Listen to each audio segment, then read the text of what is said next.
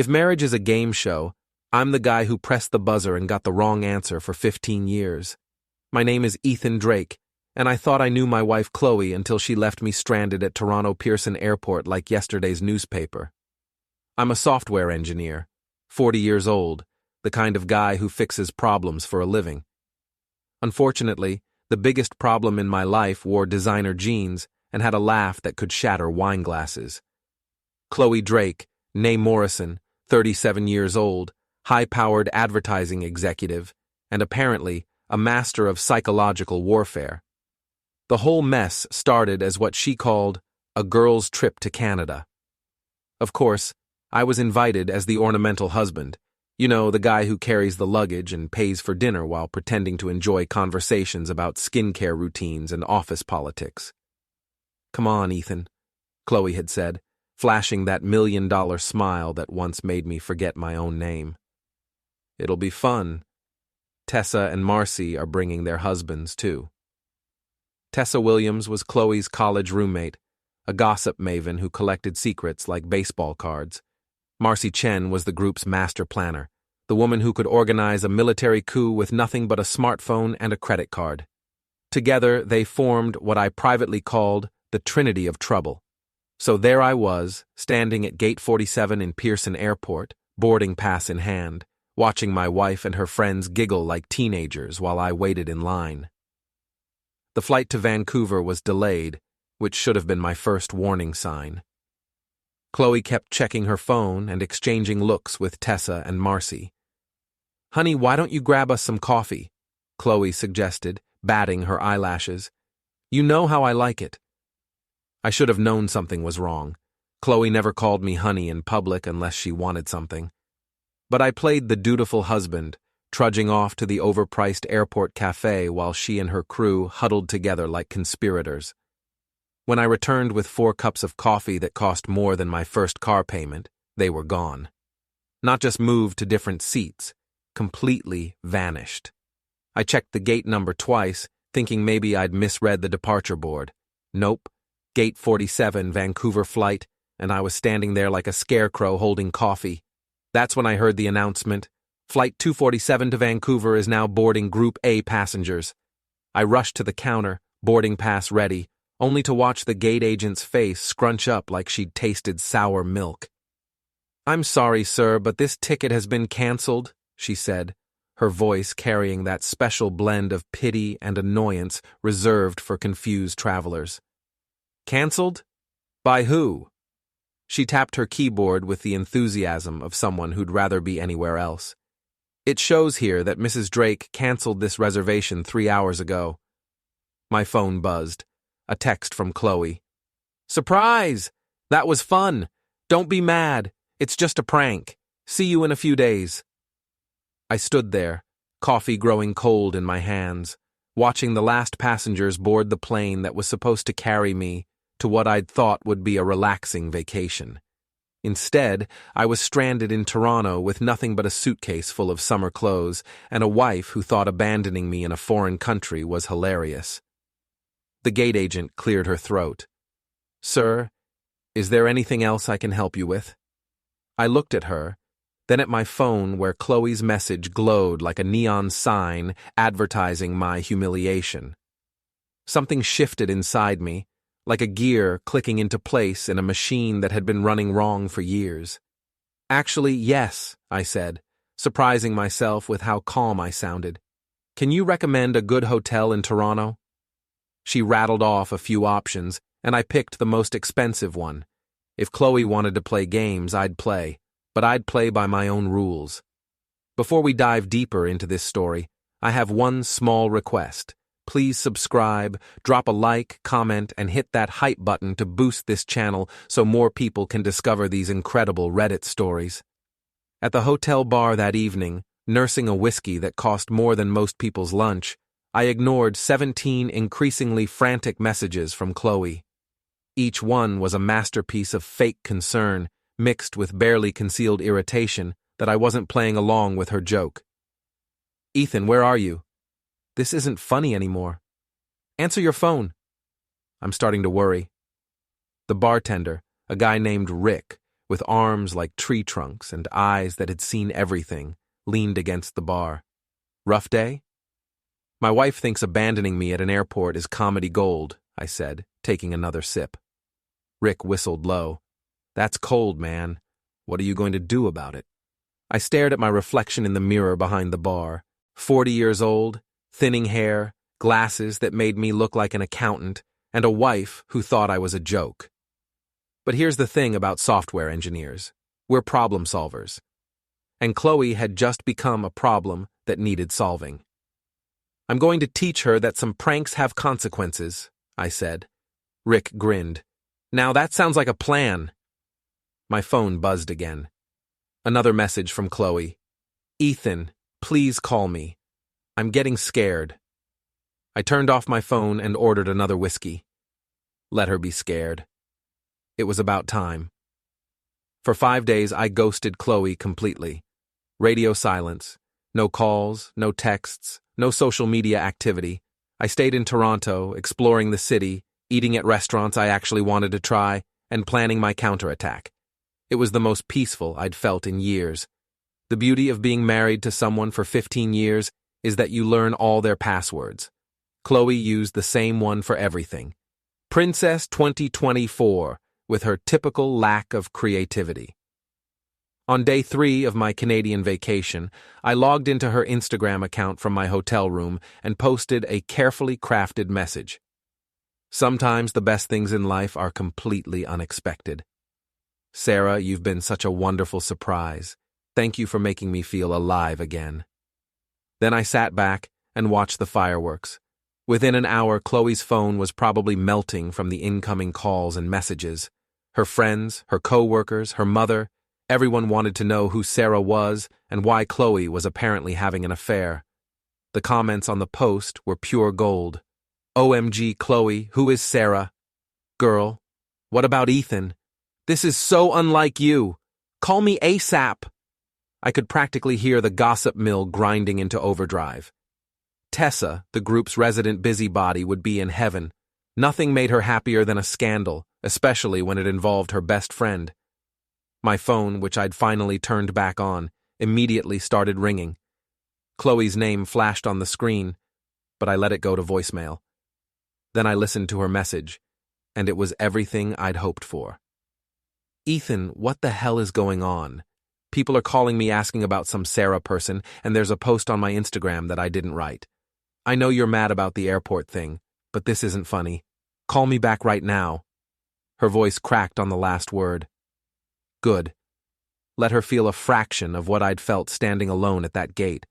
But Chloe wasn't the type to take things lying down. She was a fighter. I'd give her that. On day 4, I'd discovered just how dirty she was willing to play. I was having breakfast at a cafe near my hotel when my boss, Mr. Lambert, called. Lambert was old-school corporate, the kind of guy who wore 3-piece suits in August and thought Casual Friday was a sign of moral decay. Drake. His voice was colder than a Canadian winter. We need to talk. Good morning to you too, Mr. Lambert. What's going on? What's going on is that I received a very interesting email from your personal account this morning. An apology letter, actually. Something about embezzling client funds and needing time to find yourself before turning yourself in. My stomach dropped. Sir, I never sent that email. The email came from your account, Drake. It was sent to me and copied to 3 of our biggest clients. Do you have any idea what kind of damage control I'm having to do right now? I closed my eyes, seeing Chloe's handiwork as clearly as if she'd signed her name to it. She knew my email password, too, and she'd used it like a weapon. Mr. Lambert, I can explain. My wife has access to my email account, and she's been... I don't want to hear about your marital problems, Drake. I want you in my office first thing Monday morning with a damn good explanation, or you're fired. The line went quiet, and I sat there staring at my half-eaten eggs, Benedict, my appetite completely gone. Chloe had just tried to destroy my career over a prank that she had started. But here's the thing about being married to someone for 15 years. It goes both ways. I knew all her tricks, all her passwords, all her weaknesses, and I knew something that would make her precious social circle turn on her like sharks smelling chum in the water. I opened my laptop and started typing. The email went to Tessa, Marcy, and 5 other women in Chloe's inner circle. The subject line read, "The real story about the airport prank." Inside, I'd attached screenshots of text messages between Chloe and her friends, planning my abandonment in detail. Messages I'd found on her iPad, which she'd left synced to her phone. Can't wait to see his face when he realizes we left him. He's so clueless, he probably won't figure it out for hours. This is going to be hilarious. But the real prize was a voice memo Chloe had sent to Marcy while I was getting coffee at the airport. Her voice, crystal clear, saying, "God, I can't wait to get away from Ethan for a few days. He's been so boring lately. Maybe this will teach him not to take me for granted." I sent the email and waited. The response was immediate and brutal. Tessa, who had apparently been feeling guilty about the prank, forwarded my email to everyone she knew. Within hours, it had spread through Chloe's entire social network like a virus. My phone rang. It was Owen, my best friend, and the only person who'd been telling me for years that Chloe was trouble. "Dude," Owen's voice was filled with admiration. "I just saw the screenshots floating around Facebook. Please tell me you're the one who leaked them." Owen worked in cybersecurity and had a talent for finding information that people thought they'd hidden. He'd never liked Chloe, calling her a shark in designer clothing. "Maybe," I said, trying to keep the satisfaction out of my voice. "Ethan, this is beautiful. Half of Vancouver is talking about how cruel she was to you. The other half is asking what kind of person abandons their husband in a foreign country as a joke. What about her friends?" Owen laughed. "That's the best part. Tessa posted a long Facebook rant about how she was manipulated into participating and how she never realized how cruel the prank really was. She's throwing Chloe under the bus so hard there won't be anything left but tire marks." I felt a warm glow of satisfaction. Chloe's carefully constructed social empire was crumbling, and she had no one to blame but herself. My phone buzzed with a text from Chloe. "I know what you did with my Instagram and the emails to my friends. 2 can play this game, Ethan. You have no idea what you've started." I smiled and typed back, "Actually, I think I have a pretty good idea. Looking forward to seeing what you've got." But I wasn't worried. I'd spent 5 days in Toronto planning my next moves, and Chloe had just made the mistake of threatening me directly. In chess, that's called putting your queen in danger. And I'd always been good at chess. The party invitation came from Marcy, which should have been my second warning sign of the week. The first was Chloe's sudden silence after her threatening text. When a woman like my wife goes quiet, it usually means she's planning something that would make Machiavelli nervous. "Annual summer mixer at the Chen residence," the invitation read. "Cocktails, catered dinner, and good friends catching up." What it didn't mention was that it would turn into the social equivalent of a public execution.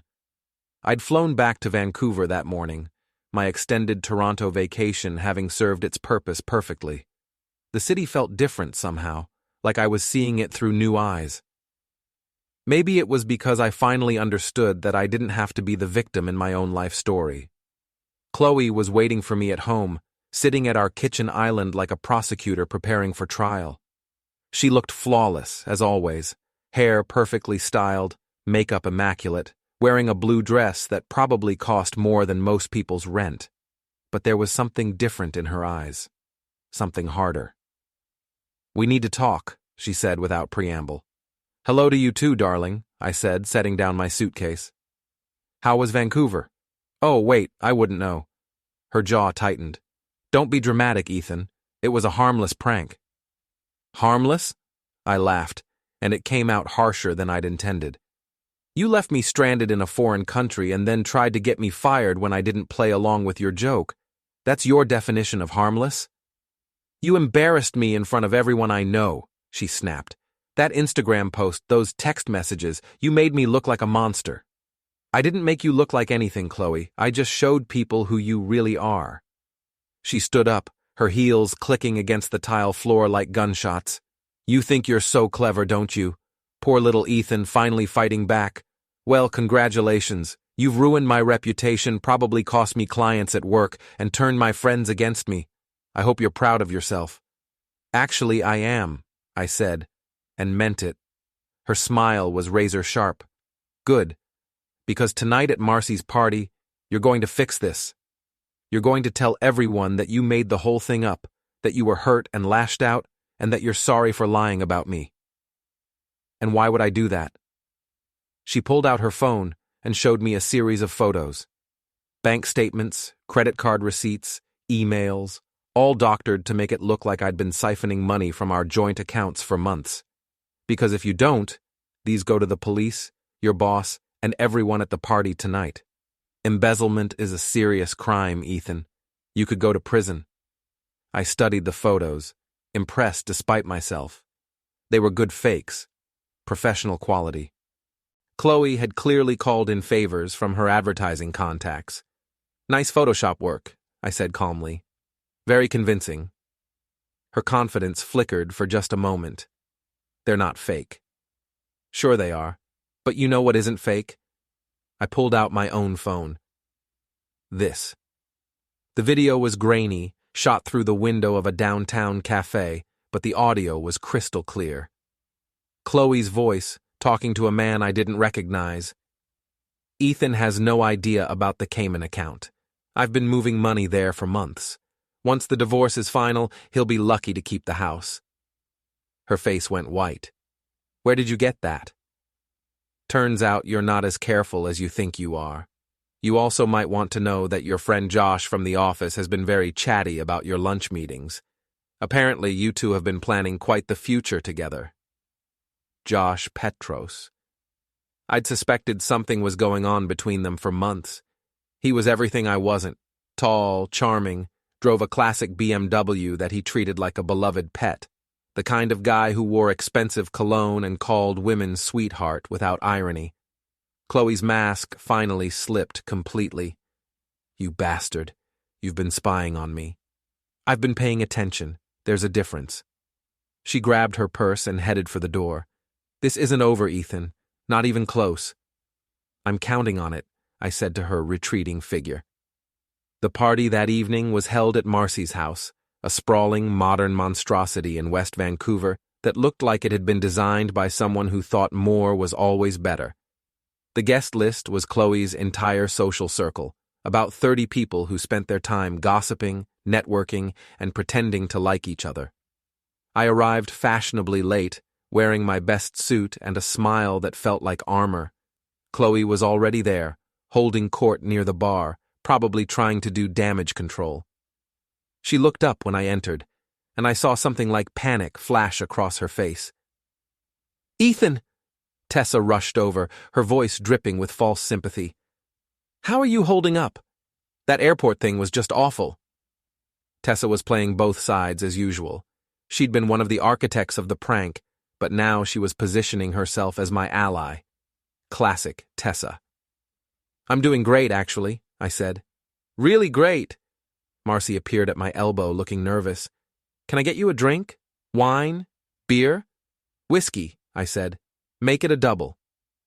The party continued around us, but I could feel the undercurrent of tension. Everyone knew something was happening, but they weren't sure what. It was like watching people at a zoo, waiting for the lion to do something interesting.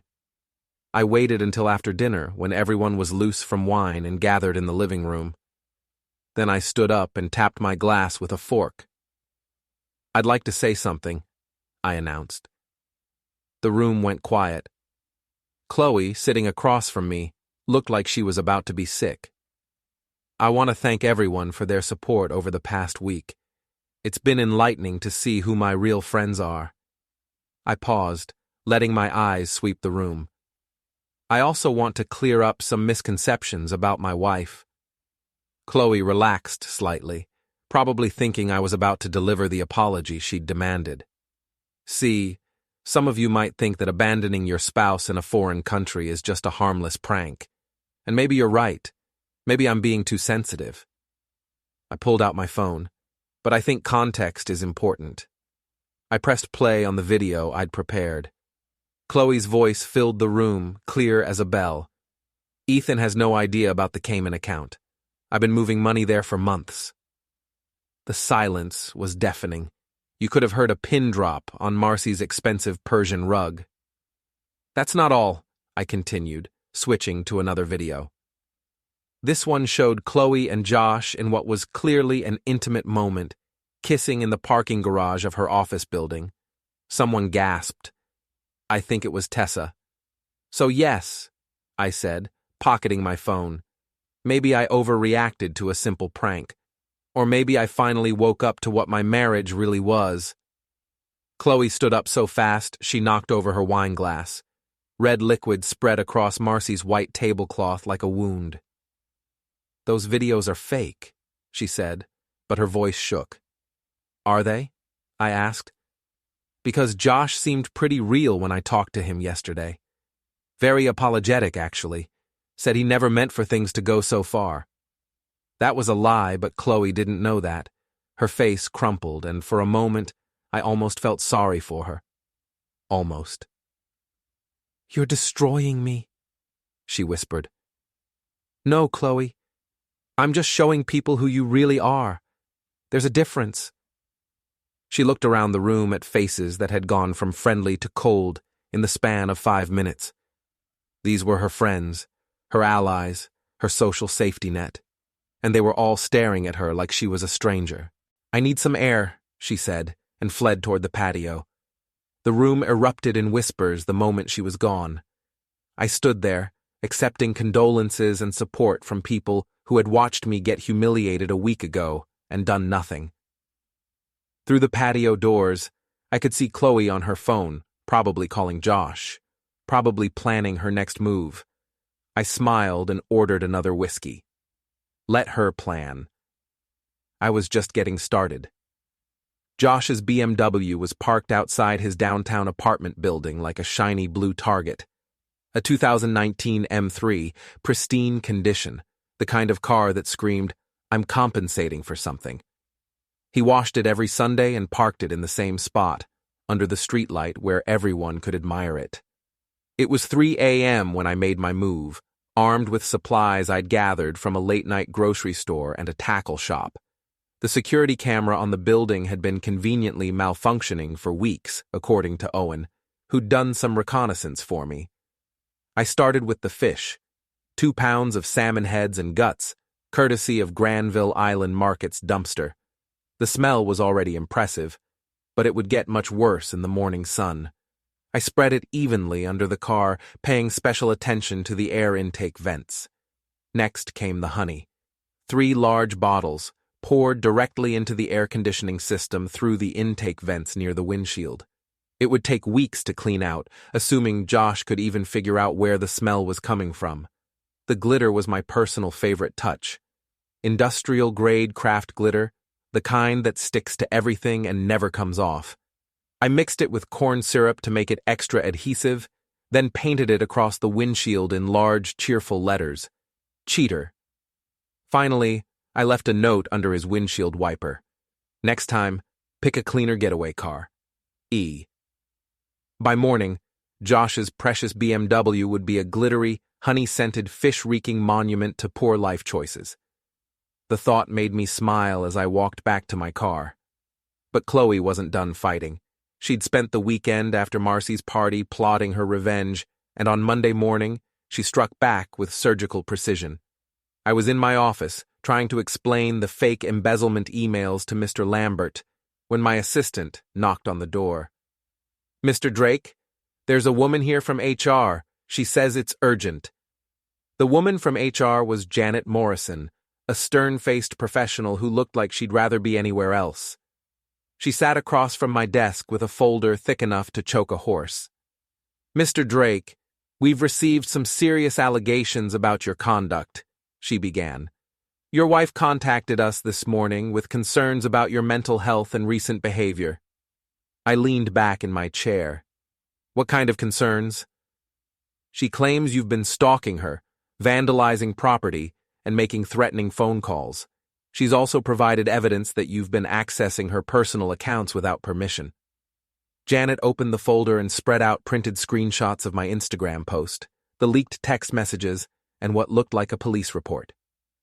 She filed a restraining order this morning, Janet continued. You're not allowed within 500 feet of her or her workplace.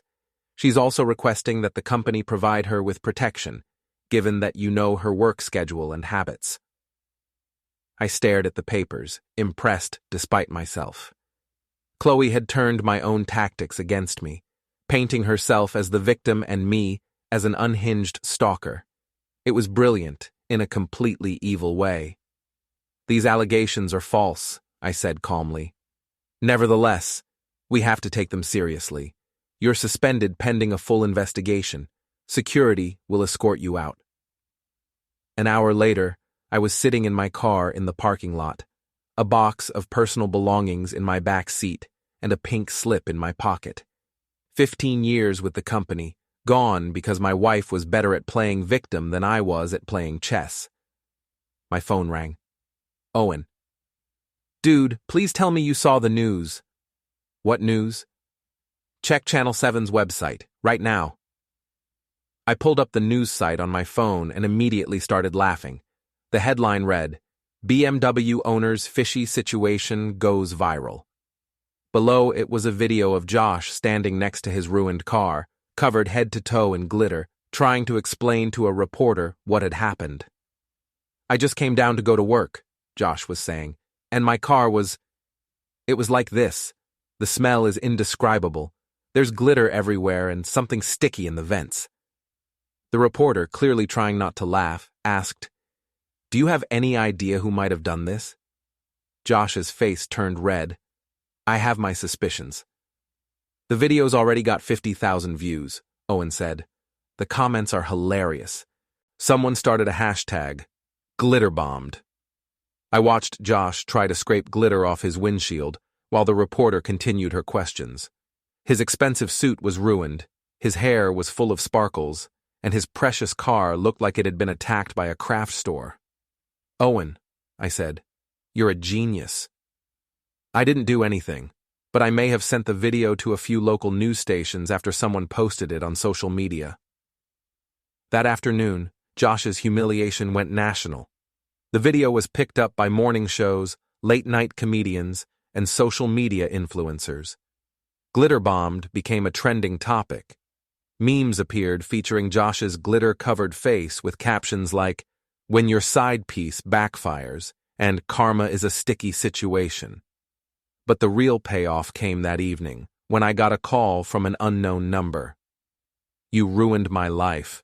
Josh's voice was barely controlled rage. "I'm sorry, who is this?" "You know damn well who this is. My car is destroyed, I'm a laughingstock, and my wife left me. She saw the news coverage and put two and two together about me and Chloe." "That's unfortunate," I said, not feeling unfortunate at all. "This isn't over. Chloe and we're going to destroy you. We're going to take everything you have left." "Josh," I said calmly, "you might want to focus on getting the fish smell out of your car. I hear tomato juice works wonders." He hung up, probably to go cry into his glitter-covered steering wheel. That night, I sat in my living room with a beer and my laptop, reading the comments on Josh's viral video. Most people seemed to think he deserved whatever had happened to him. A few had even figured out the connection to Chloe and were calling them both out for their affair. My phone buzzed with a text from Chloe. "You think you're winning, but you have no idea what's coming. Josh and I are going to sue you for everything. Harassment, stalking, property damage. We'll take the house, your savings, everything." I typed back, "Looking forward to it. Discovery should be interesting." She didn't respond, but I knew she was planning something big. Chloe didn't make empty threats, and she had nothing left to lose. Her reputation was in tatters, her affair was public knowledge, and her social circle had turned on her completely. But I wasn't worried. I'd learned something important over the past 2 weeks. I was much better at this game than I'd ever imagined, and I was just getting started. The next morning, I woke up to find my front yard covered in toilet paper and my mailbox smashed. Spray painted across my garage door in bright red letters was the word psycho. I smiled and took pictures. Evidence was always useful. Then I called Owen. "Feel like helping me plan the grand finale?" "Absolutely," he said. "What did you have in mind?" "Something that will end this once and for all." The recording device was smaller than a matchbox, practically invisible when tucked under the corner booth at Café Luna. Owen had given it to me along with a lecture about legal boundaries and plausible deniability. "Technically," he'd said, "you're not recording anyone. You're just leaving a device in a public place that happens to pick up conversations." I'd been tracking Chloe's movements for 3 days, learning her new routines now that she was essentially persona non grata in most of her usual haunts. Café Luna had become her safe space, a little bistro in Kitsilano, where she met with the few friends who hadn't completely abandoned her. The plan was simple. Let Chloe hang herself with her own words. I didn't have to wait long. Tuesday afternoon, she arrived with Marcy and another woman I didn't recognize, probably a new ally recruited to help with her legal campaign against me. They sat in the corner booth, exactly where I'd hoped they would. I positioned myself 3 tables away, close enough to see them, but far enough to avoid the restraining order violation. Not that it mattered. I wasn't planning to interact with them at all. Chloe looked terrible. Her usually perfect hair was pulled back in a messy ponytail. She wasn't wearing makeup, and her clothes looked like she'd slept in them. The past 2 weeks had clearly taken their toll. "I can't believe how everyone turned on me," she was saying, her voice carrying clearly in the quiet cafe. "After everything I've done for those people." Marcy nodded sympathetically. "It's not fair. Ethan made you look like the villain when he's the one who's been stalking and harassing you." "Exactly." Chloe's voice rose. "The airport thing was just a joke, a harmless prank, but he turned it into this whole revenge campaign." The third woman leaned forward. "What exactly did you do at the airport?" This was it. I held my breath. "We canceled his ticket without telling him," Chloe said, and I could hear the smile in her voice. "Left him standing at the gate like an idiot while we boarded the plane. It was hilarious. You should have seen the look on his face when he realized what happened." "That seems kind of cruel," the woman said carefully. "Oh, please," Chloe waved dismissively. "Ethan needed to be taken down a peg. He's been so boring lately, so predictable. I thought maybe a little shock would wake him up, make him more interesting." Marcy giggled. "Remember how long we planned it? You had me call the airline pretending to be you, saying there was a family emergency." "And the best part," Chloe continued, "was that I was going to use those few days to move more money into the offshore account. Josh helped me set it up months ago. We figured by the time Ethan got home, we'd have enough saved to disappear together." My heart was pounding. She was confessing to everything: the prank, the hidden money, the affair, the plan to abandon me completely. All of it recorded in crystal clear digital audio. "So, the whole marriage was just a front?" the third woman asked. "For the last year? Absolutely," Chloe said. "Josh and I have been planning this for months. The divorce, the asset split, everything. Ethan's so naive, he never suspected a thing. Until the revenge campaign," Marcy pointed out. "Which is why we're going to destroy him." Chloe's voice turned cold. "The restraining order is just the beginning. Josh's lawyer says we can get him for stalking, harassment, property damage. We might even be able to claim emotional distress." "What about the videos he showed at the party?" Chloe laughed, but it wasn't a pleasant sound. "Fakes? Has to be. And even if they're real, so what? I deserve to be happy. I deserve better than a boring software engineer who thinks dinner at Olive Garden is a special occasion." I'd heard enough. More than enough. I left a 20 on my table and walked out, my little recording device safely in my pocket. That evening, I sat in my home office listening to the recording over and over. 3 hours of conversation, all of it pure gold. Chloe admitting to the prank, the hidden money, the affair, and her plans to frame me for harassment. It was everything I needed to clear my name and destroy hers completely. But I didn't want to just clear my name. I wanted justice. The first copy went to my lawyer, along with bank records I'd managed to obtain, showing the transfers to the Cayman account. The second copy went to Mr. Lambert at my old job, with a detailed explanation of how I'd been framed. The third copy went to Josh's wife, who had apparently been wavering about whether to believe the affair allegations. The fourth copy went to Chloe's boss at the advertising agency. The fifth copy went to her parents. The sixth copy went to the local news station that had covered Josh's glitter car incident. And the seventh copy got uploaded to YouTube with the title, The Real Story, Airport Abandonment and Marriage Fraud.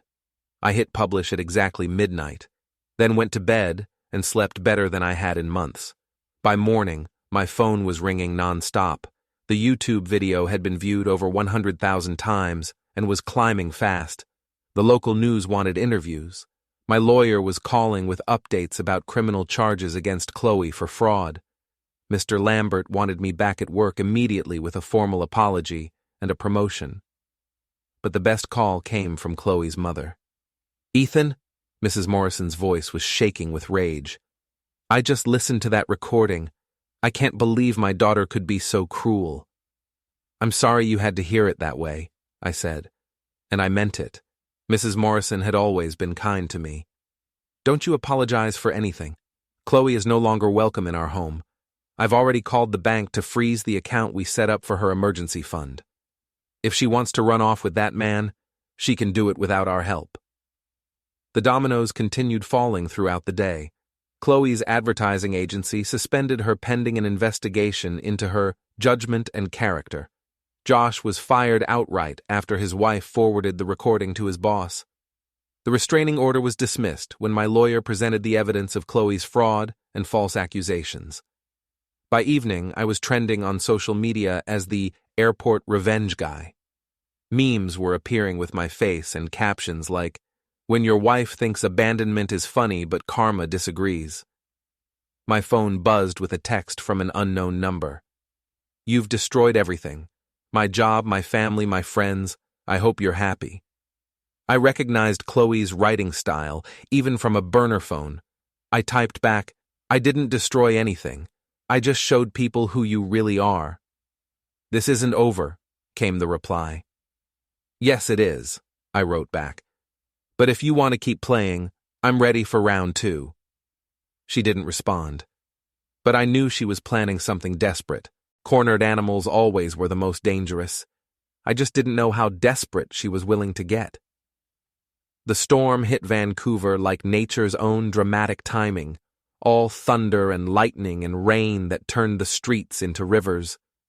I was in my living room, watching the weather and thinking about how perfectly it matched my mood when the power went out. That should have been my first warning.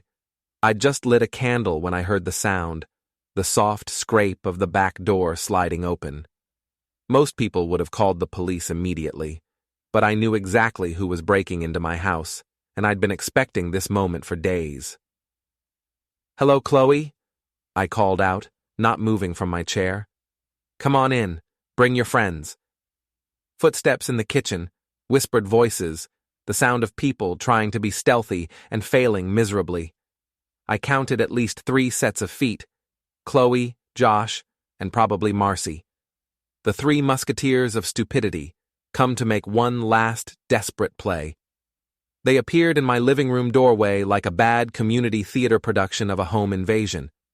Chloe looked wild, her hair soaked from the rain, her eyes bright with something that might have been madness or desperation, or both. Josh was trying to look intimidating, which was difficult, considering he still had glitter embedded in his hairline from the car incident.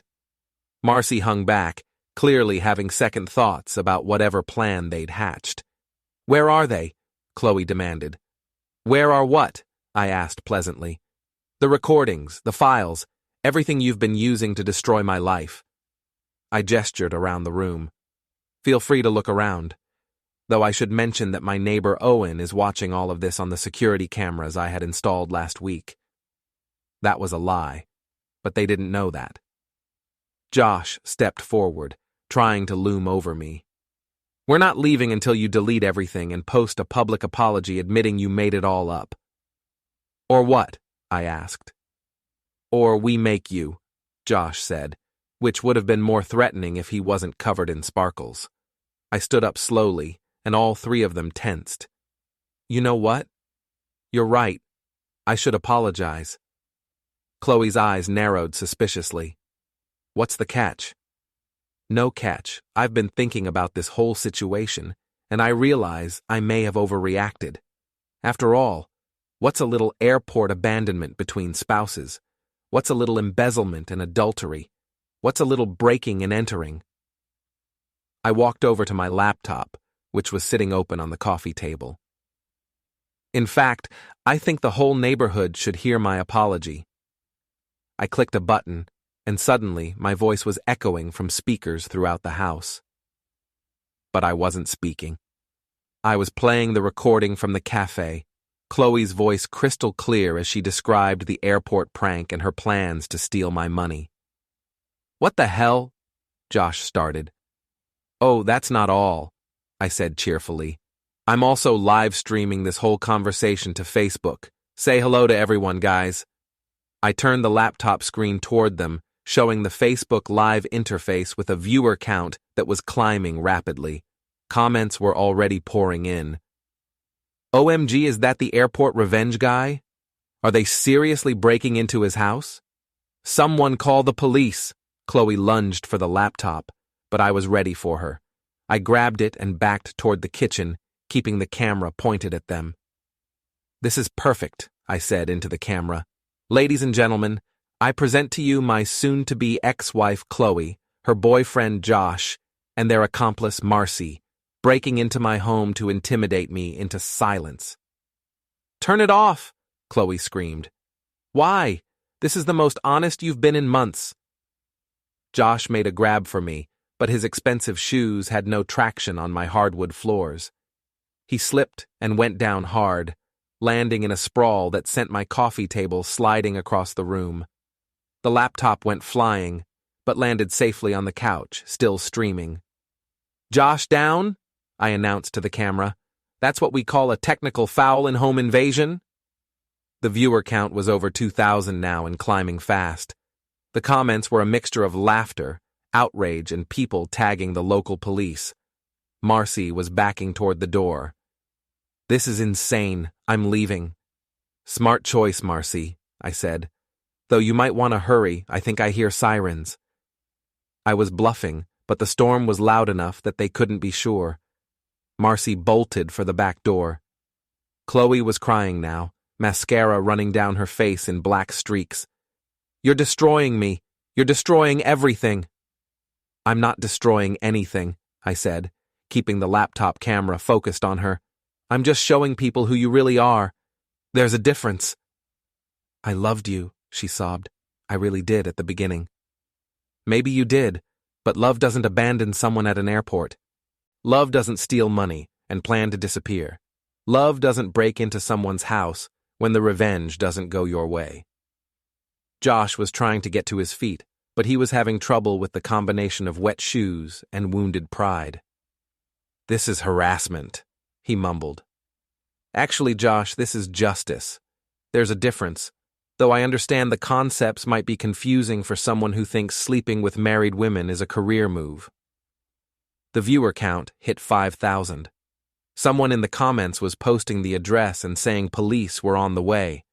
Someone else was already making memes of Josh's fall. Chloe looked at the laptop screen, seeing herself as thousands of strangers were seeing her. Desperate, defeated, completely exposed. Please, she whispered, just turn it off.